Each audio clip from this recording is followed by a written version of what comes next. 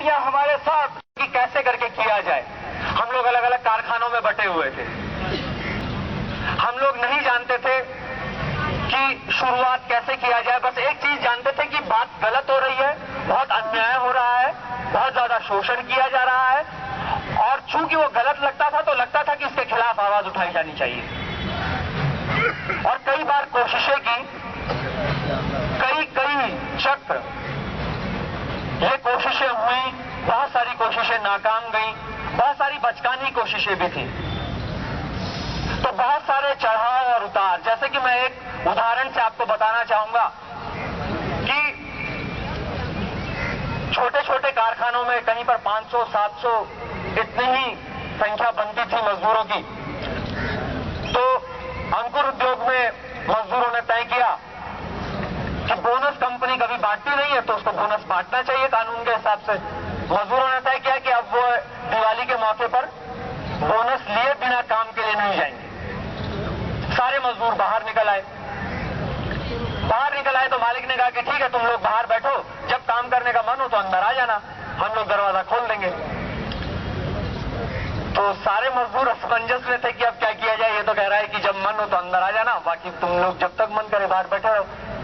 तो काफी सोचा, सब लोग आपस में अपना बैठे थे, बातचीत करते, बोले ऐसा किया जाए कि योगी जी के पास चला जाए। योगी जी मतलब वहां के सांसद, सदर सांसद, भाजपा के नेता हैं, हिंदू युवा वाहिनी चलाते हैं, और वो जो वहां करते हैं वो गोरखपुर की जनता बहुत अच्छी तरीके से जानती है। आप लोग भी अखबारों में उनके बारे में पढ़ते ही जानते ही होंगे। तो मजदूर इस लालच में और इस उम्मीद में कि शायद सांसद महोदय योगी आदित्यनाथ उनके लिए कुछ करेंगे, सब लोग मंदिर में गए। तो मंदिर में गए तो सब लोगों को थोड़ा थोड़ा प्रसाद मिला, बूंदी थी और कुछ लड्डू का चूरा था।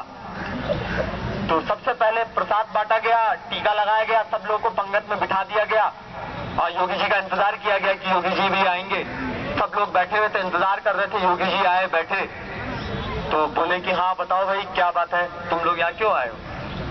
तो एक मजदूर साथी खड़ा हुआ, बोला कि बहुत दिक्कत है और हमारा मालिक इस तरीके से करता है, बोनस तक नहीं देता है, और तमाम दिक्कतें उनको बताई गई। तो उन्होंने पहला उनका जो जवाब था वो उन्होंने कहा कि देखो तुम लोग हो एकदम अनपढ़ गंवार किस्म के लोग, तुम लोग कुछ जानते ही नहीं हो, अखबार पढ़ते हो कि नहीं। तो सब लोग अचकचा गए कि ये कहाँ, तो इनसे मदद मांगने के लिए आ रहे थे, वो उल्टा अजीबोगरीब किस्म की बात कर रहे थे। तो बोले कि तुम लोगों को ये नहीं पता है कि अंतर्राष्ट्रीय स्तर पे कितनी भारी मंदी आ गई है, और तुम्हारा कारखानेदार, तुम्हारा मालिक अगर इस कारखाने को चला करके और तुमको रोजी रोटी दे रहा है तो तुम लोग अब आंदोलन कर दिए कि बोनस दो। अरे नौकरी मिल गई है, रोजी रोटी चल रही है, परिवार पल रहा है, इतना काफी नहीं है। ये सांसद के शब्द थे। वो सांसद है जो कभी कभी आप लोगों ने टीवी में देखा होगा कि जनता की बात करते हुए उसके आंसू भी निकल जाते हैं। तो आप समझ सकते हैं कि वो घड़ियाली होते हैं, वो क्या होते हैं, वो कैसा नौटंकीबाज है। इससे उसकी आप असलियत समझ सकते हैं। और केवल इतना ही नहीं, कांग्रेस के नेता हो, चाहे सपा के नेता हो, चाहे अलग अलग ट्रेड यूनियनें हो, सब जगह टटोला जा रहा था रास्ता, क्या किया जाए, कैसे किया जाए। लेकिन बहुत चीजें बनती नहीं थी। फिर उसी दौरान कहाँ से बोल रहे यार, कुछ साथियों से मुलाकात हुई, कुछ लोगों से मुलाकात हुई, और फिर एक जद्दोजहद का एक दौर शुरू हुआ।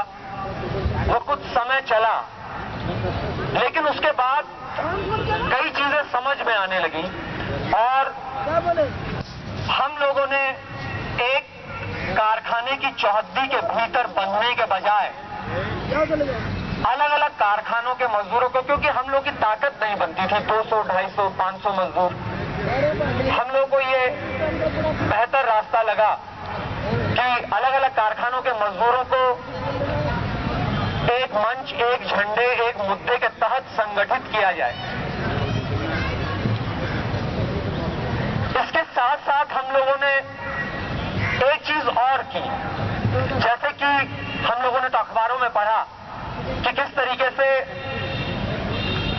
मारुति के मजदूर जिन बस्तियों में रहते थे वहां पर गुंडों, बाउंसरों को और तो और लोकल पंचायतों तक को मजदूरों के खिलाफ किस तरीके से लामबंद किया गया, और पूरे समाज में उनके खिलाफ, मजदूरों के खिलाफ, मारुति के मजदूरों को अपराधी ठहराने के लिए और उनको डराने धमकाने के लिए एक सामाजिक दबाव। देखिए, मालिकों तक ने मजदूरों को दबाने के लिए सिर्फ शासन प्रशासन का ही सहारा नहीं लिया, बल्कि उन्होंने पंचायतों के जरिए, गुंडों के जरिए सामाजिक दबाव पैदा करने की भी कोशिशें की।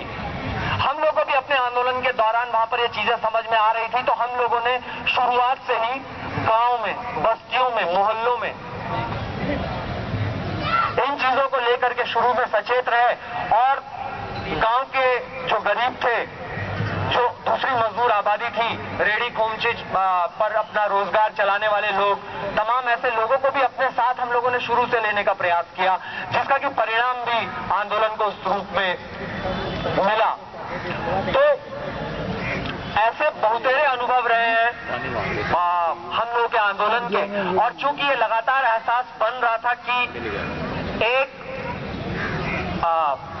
मन में कहीं न कहीं पर आप लोग भी उस मुकाम पर हैं कि जिस तरीके से हम लोग शुरुआती दौर में जिस जद्दोजहद से गुजर रहे थे, जिस तरीके से एक भ्रम का भी माहौल था, कोई रास्ता सूझता भी था लेकिन नहीं भी सूझता था, समझ में आती भी थी चीजें लेकिन तब कोई दूसरी बात भी ठीक लगती थी, ऐसे ही वही कि दोराहे चौराहे थोड़ी थोड़ी दूर पर नजर आते थे। ऐसे में बहुत जरूरी था कि एक सीधा, सरल और सही रास्ता जिस पर दृढ़ता के साथ आगे बढ़ा जा सके, चाहे कीमत कोई भी चुकानी पड़े, क्योंकि हम लोग अगर कुछ भी नहीं करते या गलत रास्ते पे भी आगे बढ़ते तब भी तो आंदोलन को कीमत चुकानी ही थी।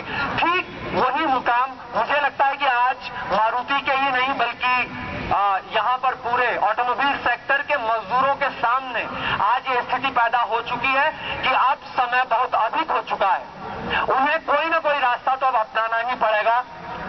और इलाकाई पैमाने पर पूरा, जैसा कि यहाँ पर जिम्मेदार साथियों ने, मारुति के जिम्मेदार साथियों ने भी बताया कि किस तरीके से वो इस दिशा में प्रयास कर रहे हैं, तो मुझे लगता है कि ये बहुत स्वागत योग्य बात है।